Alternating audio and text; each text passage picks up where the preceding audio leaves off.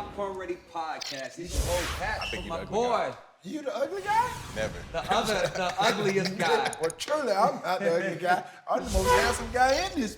Whoa. Get your popcorn ready. There it is, coming to you from Kai's Table in downtown Los Angeles with my boy in the building, 6-year NFL veteran, Sheldon Day is in the building. Man, I appreciate y'all having me, man. It's a All blessing. Good, man. Appreciate you coming through. Definitely. Now, you're not from Cali, Nah, right? Just not out at all. in LA, so why y'all here in LA right now? Man, so I came out here to train, get my mind right, get ready to go into year 7, fast and explosive. Trying to, be more explosive than this man, but Yeah. Good luck. I don't know. I think I'm more quick than you. I'm be honest. Just throw it out there. I'll take that. Yeah, More quick? You're I'll more take quick. that. I mean, there's a lot of guys that have been more quick than me. I'm quick to give you your just due if that's the case. Okay. But I haven't really seen you get off the ball just yet. He got that Put the first tape. Yeah, I'm put about the to tape. say, Tell him, Sheldon, roll the They tape. call me first that day. They don't even, Really? Come on now. First step, It's right he there. got you. Oh, Nah, You see, that was cheated, a little 'cause he slow. went, That was a little slow. I ain't boy. gonna lie. Only thing that moved was his shoulders. His whole feet, his whole lower body didn't even move. The earrings moved a little bit too. You feel me? But that's what it is with the receiver. It's all about the illusion. It's all about the illusion that I'm moving slow, but I'm really up on you. You know what I mean? I'm up on you. Yeah, I'm yeah. up on you. I don't So, know. I don't know. let's go to this. You just ended your season. Yep. From the And you're Cleveland up- Browns. Right, Yeah. and you're with the Cleveland Browns, and you're right back at it. Yeah. Where is that? You don't want to rest?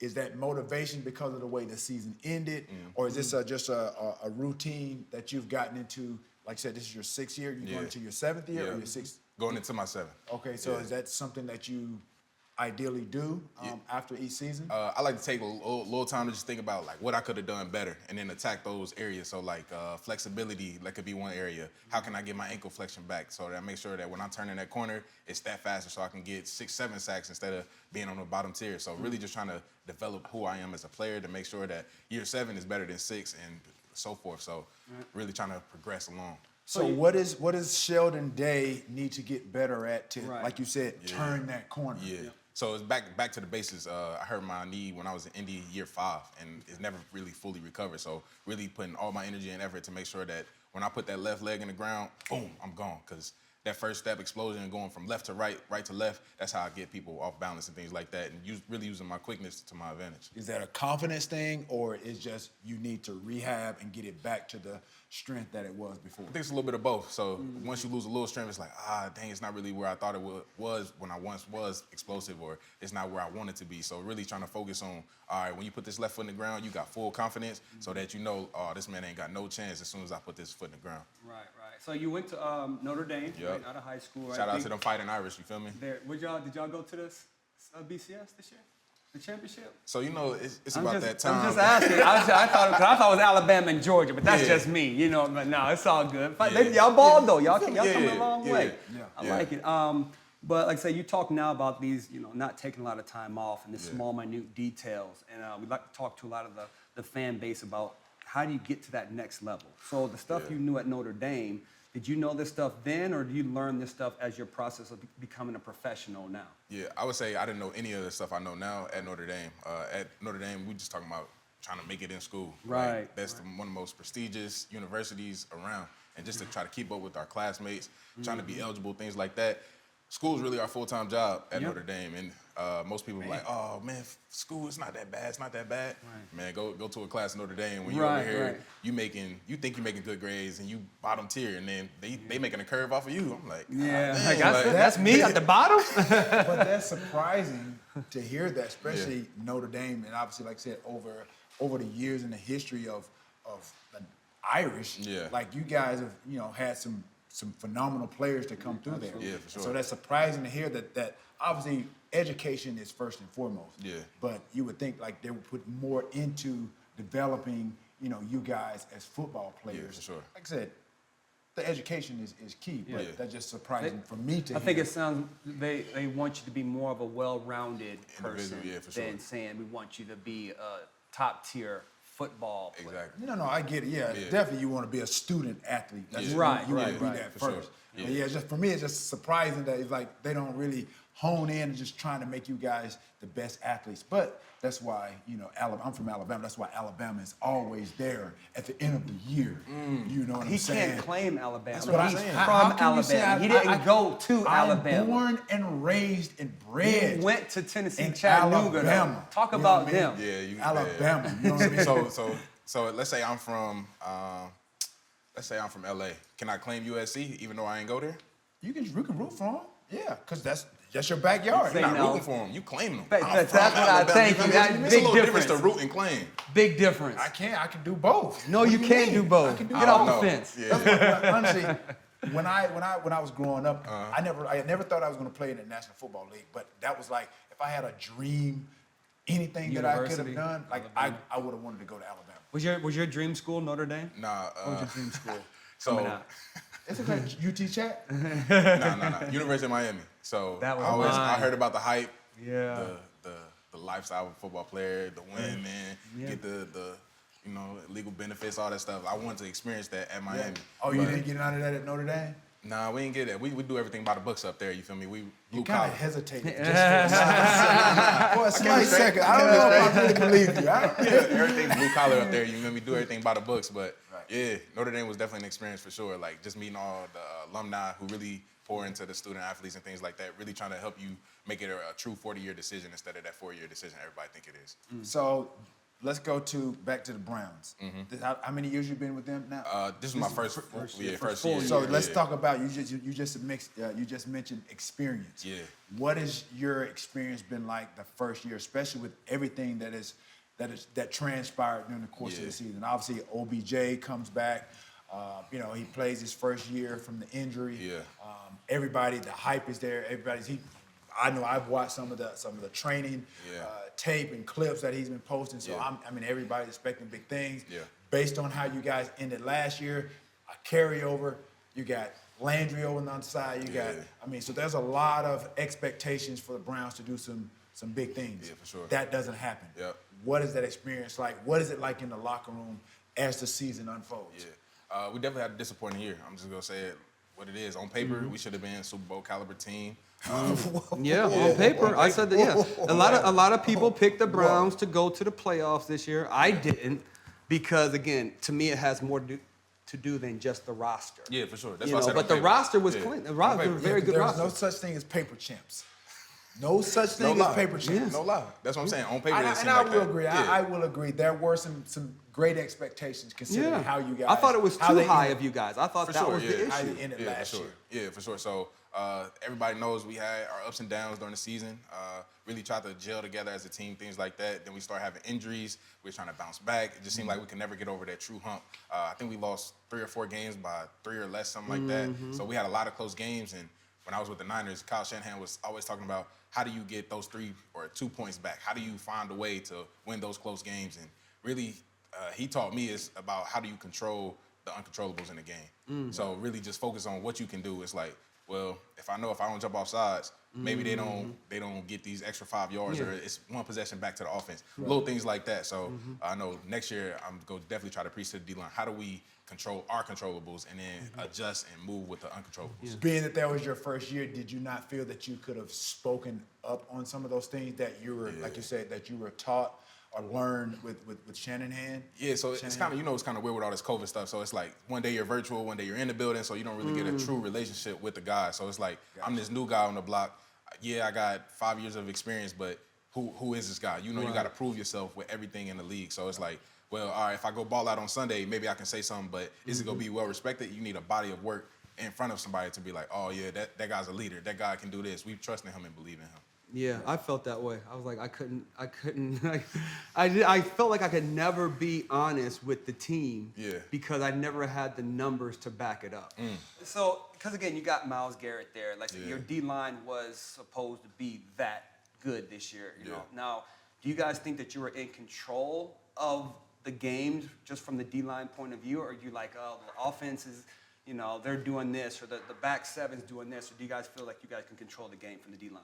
So sometimes we could, sometimes we didn't. So like we could be dominating O-line, and it's like, oh man, we should be beating they butts. But then it's just like, dang, like we losing by 14. What's going on? So then it's like nothing ever really was on track for us. So it seemed like when the offense was playing well, defense was like, When defense was playing well, offense was like, So we never really gelled as a true unit. And then sometimes special teams just like, all right, go get this kickoff. They return it to the 30. It's like, man, dang, come on, yeah, man. You feel me? yeah. It's just like blow after blow. And we was trying to roll with the punches, but then the punches became too much. Yeah, So- I get that. What is it? What do you think you need as I guess overall to get to where we were just talking about? Obviously, you got to win the Super Bowl. You got to win playoff games. Yeah. Obviously, you have to win enough games to get into the playoffs. Facts. What is it that you feel from your just year of being there? Yeah. Your assessment of what's needed to get over the hump For next year. Yeah. So going back to Kyle, identity.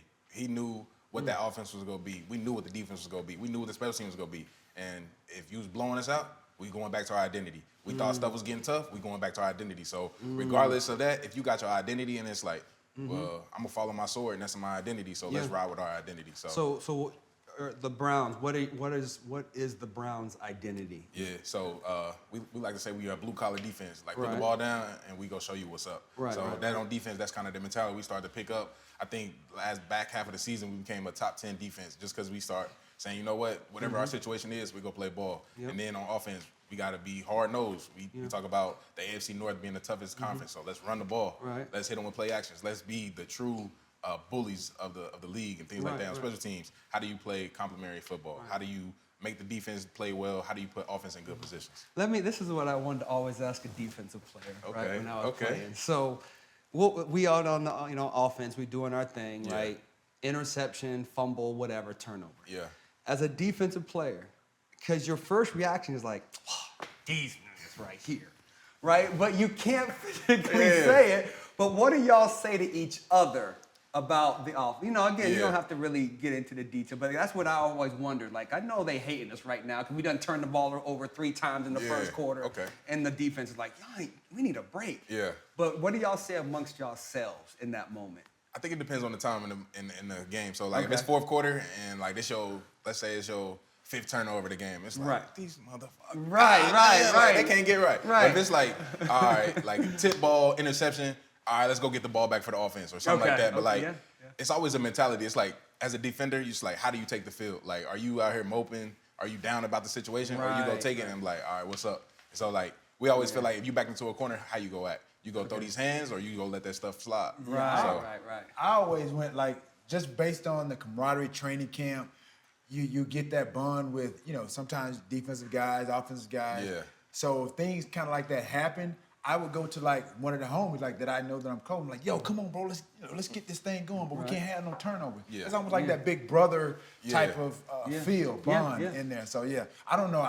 Maybe you were just over there just sipping water and you weren't able Shell, to. don't laugh at that, dog. Don't even laugh at do that all of clown, that. dog. Don't even laugh. You know what I mean? But I mean, that's how I saw. I was connected with my teammates, although it may not have seemed that way. Yeah. I was connected. You know what I mean? That's one of those things. Because like I said, but to your point, even some of the coaches, like we would be stalling or we would have a great week of practice, and it just wasn't transferring to the field, to the game. Like we would have coaches, they would come to me. Yeah. Like, come on, Tio, what's going on? Yeah, what is this? Or Get they the were like, offense man, going. or they'd come to me, tell them to throw you the ball.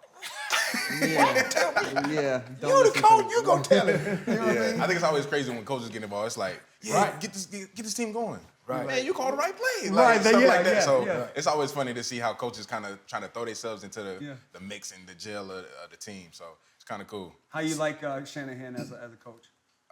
One of the smartest individuals I've ever been around. Really? And just to see, so he has my utmost respect. And I think if you ask any 49er who ever played for him, utmost respect, because he gonna call you out if you the best player or the worst player in front of the entire organization. do it. Yeah. And I like that. Owner sitting in the meeting, the GM sitting in the meeting. He'll call the GM out. He'll call anybody out. He don't care who it is. Okay. And it's like, he called him out? Right. Oh, I'm riding That's for his you. boss. Yeah, you feel me? And I'm riding for you. I don't care. You can tell me run through this wall. What's up? I might not do it, but I'm gonna try. try. Yeah. Yeah. So he one of the best coaches I've ever been around. And Kevin Stefanski has signs of that too. He's like, he's trying to grow and build because I think this is his first time being a head coach. So he's really trying to navigate that space, but showing great signs of it. So I got a lot of confidence in him as well. Yeah, I know you've heard. I've heard you say a few times Shanahan.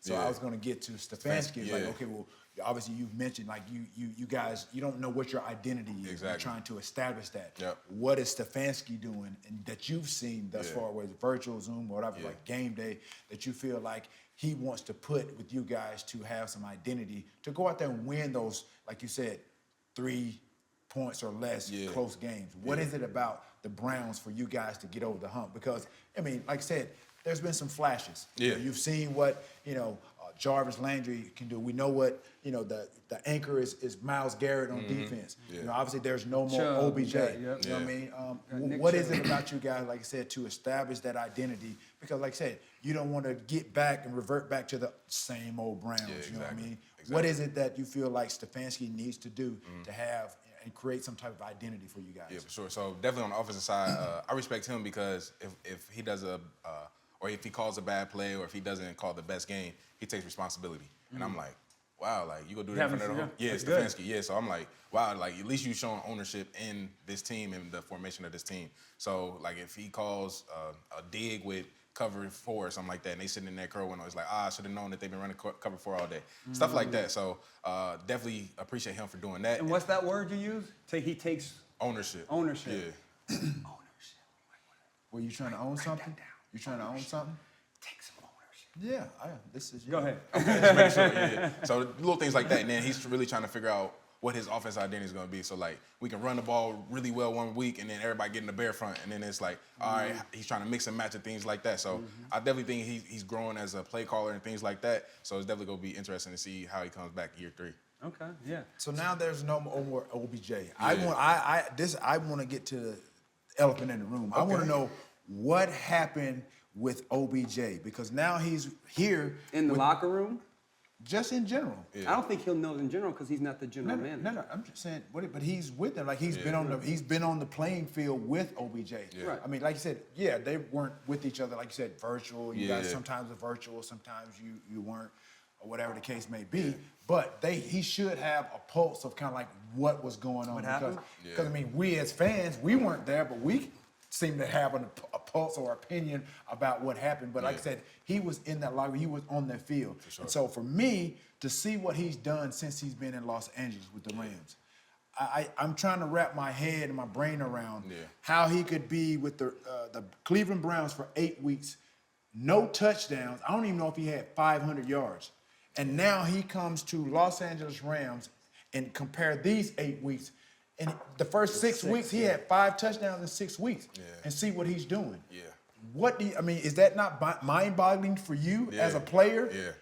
So I ain't gonna lie, OBJ, one of the best teammates I've ever seen. Like, he give you a shirt off his back. Like, he got extra cleats. Hey, little bro, you want this? Like, I'm like, hold on.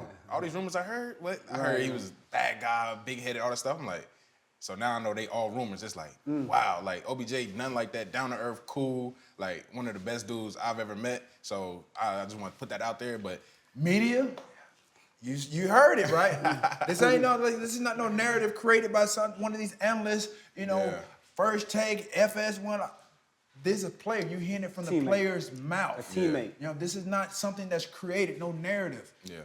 This is where you get the information from. Yeah, but as far as the situation, I guess we kind of had outside noise too. Like, I guess video was posted, something like that. Then all of a sudden he wasn't in the building. Then all of a sudden they talking about we're gonna release OBJ, and it's like we didn't get the full scope, so we only know he say she say stuff. So I mean, we don't even have the real story. So everything behind the scenes. Right, but so for 8 weeks, I get all the his dad put out the video to really validate. Okay, because there are some rumors. Okay, he's lost a step. He's not because I'm seeing the video. I know the training. I know he had an ACL injury. I know what it's like to come back from that. Yeah.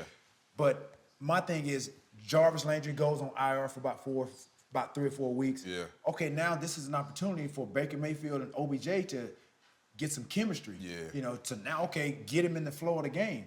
That doesn't happen. Yeah. Then Landry comes off IR and almost instantly picks up from where he left off. Yeah.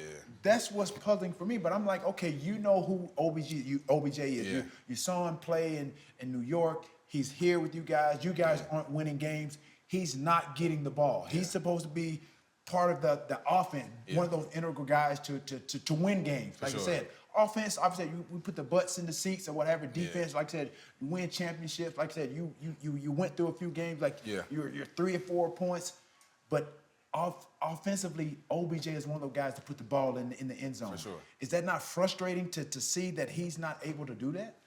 Especially seeing like how he is now and then what he could have been in Cleveland. Right, that's what I'm saying. Yeah, as a defender, it's like, well, could we have force fed him the ball? Could we have did different things? But like, I'm not offensive coordinator, so like, I'm like, well, like, are they double teaming him? Like, what looks is he getting? Stuff like that. So I personally don't know how the situation happened, things like that. But Juice definitely had a great year. Like, I feel like a lot of things opened up for Juice because O was playing, and then you got Peoples-Jones who's coming on, you got Schwartz who's burning the field. So I think it was like a combination of a lot of things to where the point.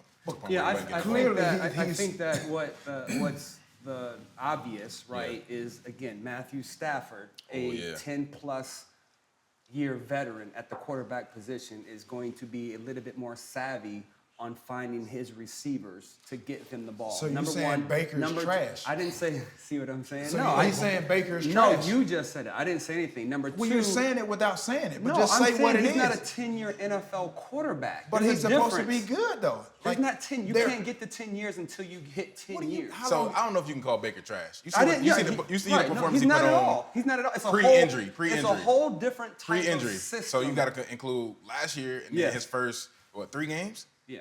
Went to Kansas City. He was playing really well before. And then he threw an interception against the Texans and hurt his shoulder. Ever since then, and he was playing through injury. Playing well. I think we were 2-1 when before he got hurt. Yeah, and then he got hurt, right? And he kind of, again, some people don't play as well with injury, right? Yeah. But either way, he wasn't playing horrible, right? But either way, the Rams system is going to give receivers way more opportunities, hence Cooper Kupp having 9,000 catches this year. Crazy. And it's a different type of system. So OBJ coming to the Rams, I knew he was going to put up numbers. I knew it's a friendly system receiver for wide receivers. So if that's the case, then Stefanski or who's the offensive coordinator? AVP. They're terrible then. Oh, I mean, if you don't want to put it on Baker, this guy right here already said this is a defensive guy. He just gave an example a while ago about the coach taking ownership. Okay, they're running cover 4. You're not going to run a dig in the cover 4. So this guy is fully understanding of the offensive side of the ball and what can be done and what cannot be done. Yes. So you're not going to sit up here and tell me that somebody, like you said, what was the word we used, the old word we used? Ownership. Somebody has to take ownership of why this guy didn't succeed. And then you're not going to tell me that it's just because. But who's going to do it? Who's going to take ownership? Yeah, it's going to be the owner, the general manager, the head coach, or the offensive coordinator, which is one of those. And that's what I asked him. I said, who does he? He's not going to know that. That's what I'm saying. You try to put that on him. He's a teammate. You can, as an offensive player. But he doesn't know that because he's not looking at an interview from the general manager, from the owner, from the head coach. Interview got to do with because that's the only way they're going to show ownership. What? That's how you That makes no sense. That's how else going to show ownership. Baker has to show some ownership. I'm sure he does. Baker's a great leader. Baker's a great leader. I'll give you that. Baker's a great leader. My thing is they didn't put this guy in positions to succeed.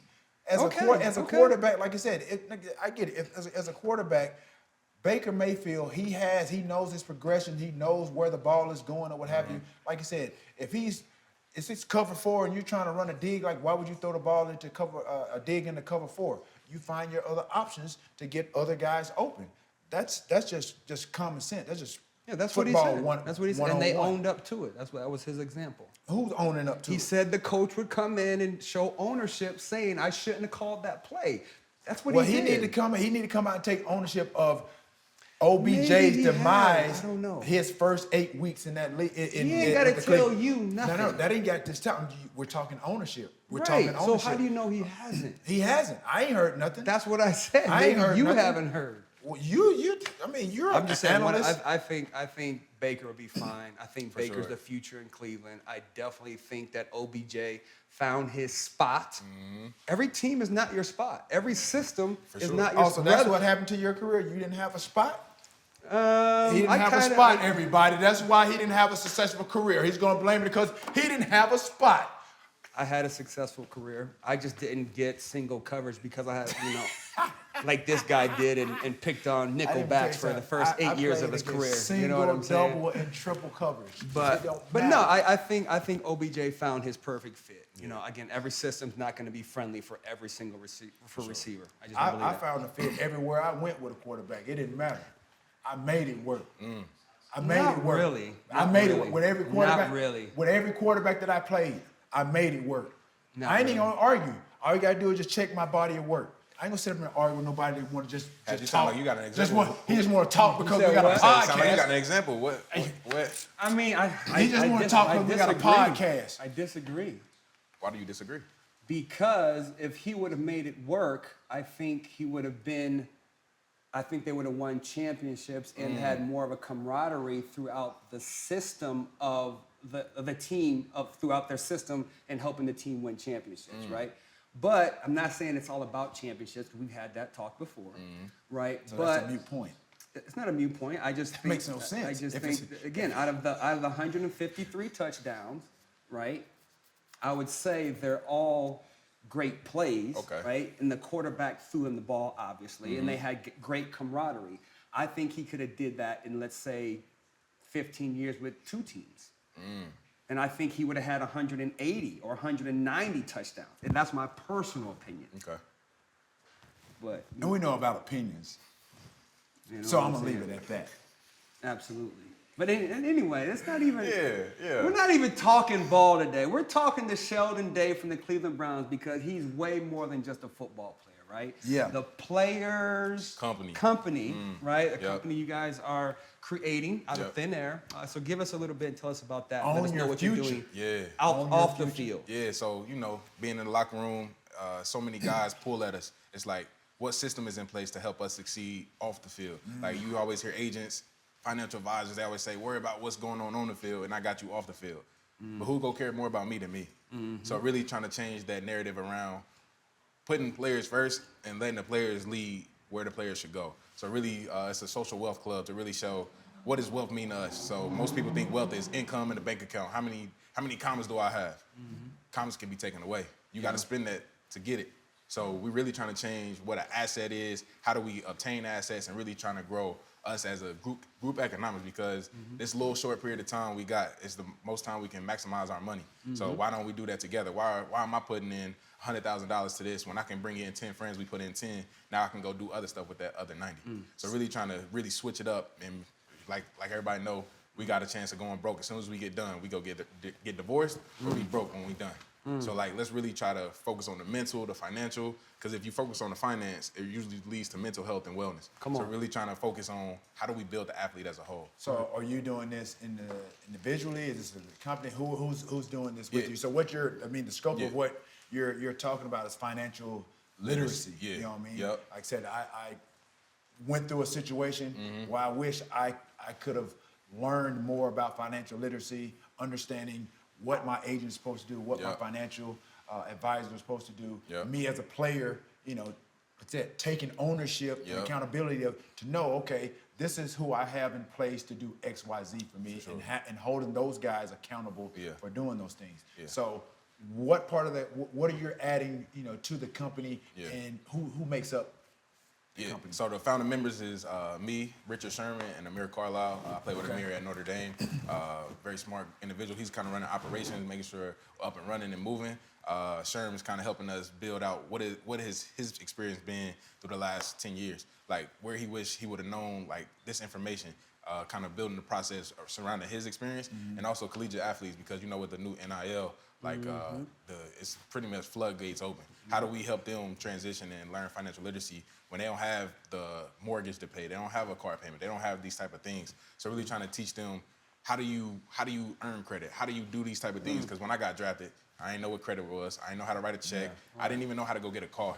And I'm thinking like, I'm 21, I'm technically an adult, and I don't know none of this. And I feel like they should have taught us this while we're in college. It should be a life class. You went to Notre Dame. Let's stay right there for a little bit, That's right? what I'm saying. Very high academic institutions, but they still don't teach kids about finance. They don't teach them about money. Don't teach them how to handle money, right? Is that an issue that the NCAA should be handling?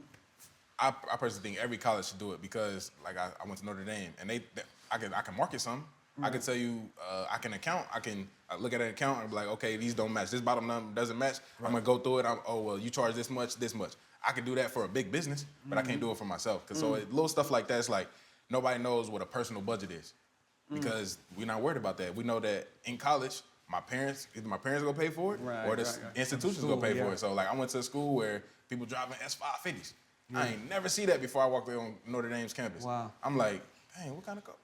Oh, what snaps. is that? I seen a Maybach with the little stars. I'm like, ooh, like I can't wait to that's get what me I'm one of saying. those. And then I didn't know how much it cost. I just know that I wanted one. So it's little things like that. It's like we don't have a true perception of money coming from bad areas and things like that. And most NFL players or professional athletes come from bad areas. So then it's like we get this chunk of change where it could be millions, thousands, and now we got an opportunity to buy those, and now we making quick purchases, not knowing what the long foresight of that purchase just So do you guys currently right now, are you helping any players, with what you're doing with The players' company? Yeah, so we actually did 3 investments to really give ownerships in the companies, things like that. So we have Ming's Beans, which is an organic, how should I explain it?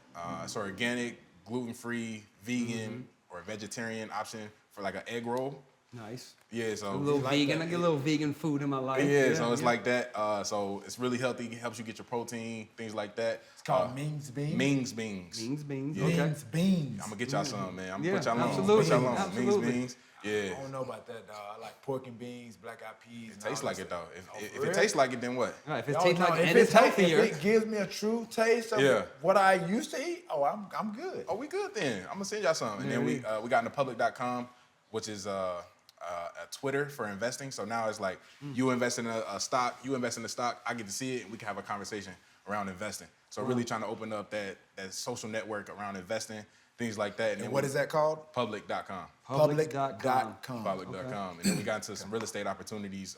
I'm doing some in Indianapolis. We got one in Texas, just things like that, really trying to grow and see if there's an appetite to kind of do group economics and stuff like that. So proof of concept, helping out a lot of guys build wealth, things like that. Really, now they have an asset that they can pass down to their kids. They can hold on to this when it goes public, when it hits the IPO. Things like that. Really trying to show them the true wealth. IPO is intellectual properties. Yeah, something you don't know nothing about. Yeah. So the company right, itself, are you focusing more on getting a lot more professional athletes to invest in the fund, or are you focusing on helping the younger generation learn Understand. Yeah. So I think it's a two-way street. So you can't learn without investing, right? But you also don't need to invest until you learn. So now we teaching them, we building them up. So I think everybody needs their hand held at some point. So we go hold their hand, teach them, all right, you got to take this real estate class, you got to take this venture class, private equity class, this franchising class, find out what it is. So now you can find your avenue. So now I know I want to be a franchise owner. I want to go own 2 Chick-fil-A's. How do I do that? We go walk your hand. Like, you got to take this class. You got to take this class. You got to, these are the requirements to be a franchisee. So things like that. So teaching them the basics. Yeah, teaching them the basics. So then when they, I think I know enough. Now we put you in touch with Chick-fil-A. All right, Chick-fil-A, we have Terrell Owens. He wants to own Chick-fil-A's. Boom, boom, boom. Now you go through the course. Now you have some type of baseline to where you can know, all right, this is what a franchisee has to do. Has to be in the building 40 hours a week. He knows that this is going to be his income. He knows how to balance his account sheet. He knows this is how much he has to pay his people. Chick-fil-A teaches you that, but we also help your hands. So what did you learn during that? So you can teach other people, like, this was my process. This is what I wish I could have done better. Because I think mentorship is the best thing for us. Absolutely. Like, if you can learn from somebody and you don't got to make the same mistakes, Absolutely. then you go continue to grow and help your community. So I know that I pour back into my community, but how do I help my community as a whole? I give them assets. I know that if I give them assets, I know that they continue to grow their wealth, and now they change their circumstance. Wow. Is the Players Company currently like raising funds for the company? Yeah. So you won't stop raising funds, basically? We currently are to get our mobile platform up and running. So Okay. make sure like everybody can see, everybody can be intertwined. Because I know I have a family, you have a family, T.O. has a family. So how do we get everybody connected? How do we build community around growing wealth? Okay. So all this stuff would be controlled by an app, basically. Pretty centralized in the app, and then like you kind of break off. You can send, hey, what's your number? I want to connect offline, things like that. So really creating a marketplace. It's like a Facebook Or except LinkedIn. LinkedIn. Okay. You can call it that. Yeah. Okay. So really trying to grow this network to make sure everybody knows what we can do, what we can't do. Really trying to build everybody together. That's That's awesome, awesome, man. man. Appreciate the that. Players coming. That's cool. Now, what other things outside of football you doing besides that? Oh, I have a youth camp, so I'm real big. So I Yeah, do. you are real big. Are you real big You know what on I'm you? saying? Are you real big? Which one is it? For my youth. So really, this is my passion project. So I grew up in poverty, so I know that From Indiana, right? from Indiana, east side of Indianapolis. So 4th through 6th grade, I feel like that's an impressionable stage. So like when I was in the 4th grade, man, I'm gonna be an anesthesiologist. I'm gonna be a firefighter. It's like that age where you start dreaming about your career. So how do you get a kid to start understanding what it takes to get to that career? So that's really when I started to instill, we do STEM. I take them to the University of Notre Dame. They get to see a college. Then my big thing, when you're in the hood, you don't think about college. You don't think it's obtainable. It's like, it's either you go do these streets or you go play a sport. So I'm really trying to change their mindset. Well, now you can do academics too. It's up the street. So little things like that. And then we bring them all together. I do it focus around football, and then we do football camp. So really trying to pour STEM into them, like science is cool, technology is cool, engineering is cool, math, you always gonna need math. Everything. Yeah, so really just trying to pour into them, make sure that they know, like, I'm an ally. I'm gonna help you get to your dreams. Like, I don't know how I can do it or how I can help, but I'm gonna try my best. I'm gonna introduce you to the space, and now it's up to the teachers or your academic little progression to really continue to grow. Wow, that's awesome. So and that's gonna be this summer? Yeah. Okay, so June 16th through the 18th. every single year Every single year. So Okay. next year I'm trying to do a high school camp to really, I feel like that's the age where it's like, are you getting ready to make college decisions? How do you do ACT, SAT? What does that mean? Can you go to a trade school first? Like all your options, because being from poverty, you don't know all your options. It's like, all right, streets or sports. So take me back to the poverty and how you grew up, and like I said, what was the moment that you was like, yo, I don't like the situation I'm in. Or, you know, I want to get out. I want to do better. Because a lot of people don't figure that thing out until it's too late in life, and they're still stuck in the hood, right? Sure. But you know, athletes, a lot of time we figure that thing out at 13 or 16. Like, look, I know this is my way out, and nothing's gonna stop me. Yeah. So I'm the youngest of 9. Okay. Big family. Wow. It is a big family. Wow. Yeah, all my family still stay in Indy, so it's cool. Like our dynamic. Like my dad, of course, had kids outside my mom. And then my mom, it was me, my big brother, my big sister. So I just lived with them 3. Okay. Or those other 2. It was us 3 with my mom. So it's like this family dynamic. You got your dad's side, your mom's side. So we're always combining combination and things like that, family gatherings and stuff like that. But real big family. What's the ratio, brothers, sisters? 3 sisters, 5 brothers. Oh, wow. Yeah, so it's a cool experience. That's like, cool, yeah. I'm the baby too, so it's like everybody's like, he gonna get whatever he want, but really it's like I watch y'all do what y'all wasn't supposed to do, and that's why I get my Right, exactly. So who's the athlete of the family? So the crazy thing is, my big brother was actually better than me. Really? Yeah. Wow. Yeah. Did he go What anywhere? Did he happened play? there? What Did he was that play? scenario? What did he do? So he actually played at Eastern Illinois, but I mean, you know how like you athlete get somebody pregnant, it's like, oh man, like do I go gotta for choose. it? Family or ball. Yeah. So he chose that, and it's just like, all right, well, you know, so now he's pouring like all them mistakes that he made. He's like, nah, don't do that. Nah, don't do that. Nah, don't do that. So really, So he's living vicariously through you now because you're living his dream? not even. He rooting for me. Like, man, go ahead, go do that. Yeah. Like put the family on the map. That's all he really cared about. It's like, Nice. how does the day last name live on? I think the moment that I said that I don't want to do the streets, I don't want to do this, I walked into my grandma's house sagging.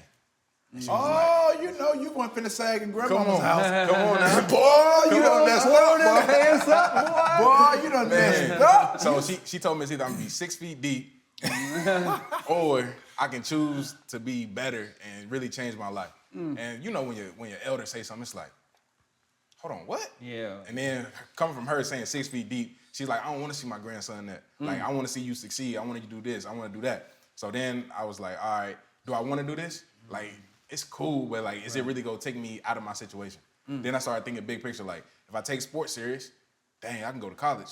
I can go to the league. So really just started to dive deep and like, hey, this isn't you. This is not what you want to do. Let's change. Have you ever seen another kid and you told him to pull his pants up? Yeah, a lot. But then it's like, man, you don't know what you're talking about. This Right, is cool. right. But isn't it funny, like the dynamic? Like, look, young fella, I've been there. That's what I I'm know saying. what you're saying. You Yeah. think it doesn't mean nothing. I never got into the sagging pants. What about you? No. I do. I I missed think that generation. It's a generation thing. Yeah. I know I grew up in the hood, like Yeah. projects, and I used to see it. And I even see it now, dude. I be seeing people, It's ridiculous. Yeah, to it's really some bad people. now. it's like they make their day tougher than what it has to be. I've seen people with their chick pants sagging. They got something in their hand and they holding their pants up. Literally, I'm they'd like, rather yo, hold you their struggling. pants up than struggle with the one hand. That in the makes bag. no sense. Yeah. I'm like, your walk would be so much easier if you just pull your pants, put a belt, buckle it And up. then hold my on God. with 2 hands. Right. Bro, I'm talking about they be struggling, walking, you know what I mean? I think the big thing is like, how do you sag in the hood? Because if a dog come, how Come you on. gonna run? You can't run. You got to run. That's what I'm saying. It's like, Gotta I be know safety first. your little legs gonna be like, Okay, yeah. yeah. Like, so yeah, that was always my fear too. It's like, That's funny. If something really pop off, it ain't got to be the dog or anything, but if Yeah. anything just pop off. Yeah. Which is something always You go- pop off. exactly. Right. You can't run. That's You crazy. got. So yeah, that was another thing. I was And, like, yeah, I'm and the done. thing is, sometimes they have belts on. Yeah, that's They the worst have part. That's belts the on, worst. and it still be sagging. I'm like, why?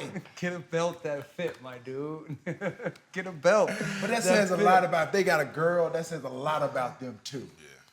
To have your I mean, guy, and again, it's you know, the it's generation product that- of your environment. I get it. I love that you're trying to educate, right? Again, Yeah. but Yeah. it's funny that we say that now because you kind of see it's a lot more than just financial. It's a Yeah. lot more than just, like I said, taking a kid to Notre Dame. Yeah. You have to change a culture. You have to change a community. Exactly. And it's hard to do. Yeah. You know what I'm saying? Takes a village. Everything that village. I've heard today, man, it's remarkable. You definitely have a great head on your shoulders. Where is Sheldon Day in 5 years?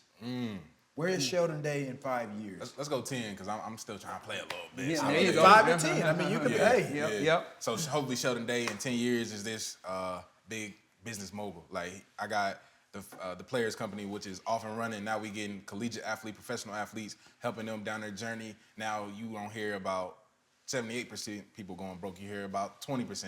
Hopefully we continue to get that to decline. You hear about my Sheldon's Daylight Camp. We taking kids, and now I got a whole scholarship where I'm sending kids off to college, things like that. And then you hear about the real estate projects that I got going on in India and how I transform India and how I'm moving it to another poverty area. So just things like that, really trying to grow my brand and my last name brand to really be a household last name. Right. That's awesome. Who is your inspiration in your family? Who's your inspiration? Because I heard you talk about grandma, mom, dad. You got brothers and sisters. I would say my mom, being a single parent and just seeing like, she was bouncing checks to make sure we ate. So little stuff like that, she's like, well, I know if I write this check, it don't gotta cash till Thursday, so I can get by and it ain't gonna bounce to then. So little stuff like that, it's like, dang, she doing all of this just so that I can eat. So little stuff like that. Chills, man, bro. I'm telling you, so. Because people don't understand Those what that's moments, like. those moments are real. Bro, They'll I'm stick with literally you. like I got chills hearing you say that. People don't understand what that's like, bro. Especially for a single mom. You got 9 kids. 9. Yeah. His mom had 9 kids. They don't know what it's like to hear him say, She I'm gonna write bounced, this check. I know it's and no know, good. Yeah. like she's calculated. Like, Yeah. okay, if I cash this check, okay, it's gonna clear on this amount of days. Yeah. Dog, that's Do you bro, that's remember deep. those That's deep, those bro. moments vividly? Do you remember it clearly? I think the biggest one is when the lights was out and she was like, hey, we're gonna have a candle party. Candle party? Did you know that the lights? That you know? Nah, I didn't. It's just like, oh, it's a cool. candle party. Yeah, it's a candle Ooh, party, yeah. right. And then she was like, Awesome. all right, no TV, no nothing. We just gonna have a candle party and just sit around and talk. That's awesome. It's like stuff like that. Like me, like looking back on that, it's like I didn't know the lights were out. I didn't know we was struggling. I didn't know we was living paycheck to paycheck. Like Christmas come around, you ask for 10 things, you get 1 and you happy. So Yeah. little stuff like that where you don't What's your understand. mom's name? Carol. Shout out to Carol. Yeah, Man, so that's, she- that's yeah. love. Man, you That's did love. Carol, you did an amazing job Yeah. with this young Absolutely. man right Yeah, here. so it's been That's definitely been a awesome. blessing. Man, Yeah. that's awesome, bro. I wish you all the best, bro. Man, I didn't know much about you prior Yeah. to today, but today is Sheldon Day's Yeah. day. It's Sheldon Day's day. this- But no, it's because I can't get enough of athletes trying to help other people Right. in their Yeah, community. for sure. Like, that the players companies, that's one thing. Of course, you're going to get into more things as you know. The longer you play, the more people you get to meet. But again, stay on that course because as we know as players, once you're done playing, people, they might not return the phone call, Exactly. they might not return the email, and it's harder to Exactly. do things. So keep doing everything you possibly can and giving back to those kids in the community. That's awesome, brother. Yeah, man. If I can do anything to help you, man, like I said, I love kids. Hatcher's had a number of events where camps or whatever. He'll call me out. Like I said, that's what a lot of people don't know. Like, if you need me for anything, bro, reach out. Definitely. Like I said, I'm all about, like you said, helping the young youth, especially going through what I went through. Yeah. And then, like I said, that 4 to 6 year age range, that's the most impressionable age. Yeah. Like I said, I didn't know what I was going to be. I never even envisioned or thought, Yeah, like I exactly. said, anything. Yeah. So now to see where you are and understand where you were at 4 or 6, and to see these kids and really kind of try to impart some wisdom on them and just, open their minds to the world that they're going to be seeing. Exactly. Giving back. That's what we're doing. For sure. And so, so like I said, man, it's been a joy to hear your story. Yeah. Didn't know much about it, like I said, prior to today, but I'm excited about where you're going to be in 10 years. Yeah. Carol, we're going to give you a shout out again. Yeah. You got an amazing job with this guy here. Absolutely. I want to take it back to a little football right quick. 'Cause I know Okay. you played with Eric Armstead, right? Oh, yeah, Big A, yeah. Big A, right? So I remember talking to him a little bit in college when he was in college. So Yeah. I'm going to give you one pick. I'll make it hard on you right now. No? Eric Armstead or Myles Garrett. One play. One play? One play. You got to pick It one. don't matter to play. Don't matter to play. 4th and 8 game on the line. You got to pick one of them. I know they both your boys, That's what too. I'm saying. That's what I'm saying. I know you. It's 4th and 8. Ball's at the 30. They going in. I'm going Big Eric. Big Eric, Now, okay. I'm going to explain why. Like, Eric, it's the last play of the game, so he's been setting this man up for this one play the whole game. He's really like, all right, I've been doing this. And his mindset around the game and how much he studies and puts into the game just for that one play, that one moment. So just how he been playing these last 3 weeks, just crazy. Like, Crazy. Like, bull rushing In control. people. Yes. He swiping controlling people. that whole line of Man, scrimmage. I told him I think they played somebody early in the year, and he did a swipe move. I said, "Oh, you acting different, Right, you- Like, oh, little you stuff like different that. now, yeah. So just the way he prepares and just kind of way he goes into the game. Like, I definitely choose Eric, and then I think he'll get the sack, and then he go do his little celebration, and he want everybody to succeed. So it's just the way he handles himself too. So I'm going Eric. So Eric is expanding his game from when Yeah, when I played with from him, a year ago. I was like, wow, yeah. So That's like what's up. when I know when we went to the Super Bowl, he was all power, just running down people. And then he had some speed moves, but not many. Right. And to see him do swipe, I said, oh wow, like that's just showing how his game is He transforming. evolving. Yeah, he Yeah. evolving. Yeah, getting deep in that bag. Yeah. Already. All right, so give us your top 5 D-linemen. All right. Now again, this can be all time. You can put yourself anywhere on the list, and it's not 1, 2. It's just 1 through 5. Your top 5 D-linemen of all time. Yep, current, You can take it past, back to your whatever. Richard Dents of the world, Lawrence Taylors, That's what I'm Reggie saying. Then you put him on the White. spot.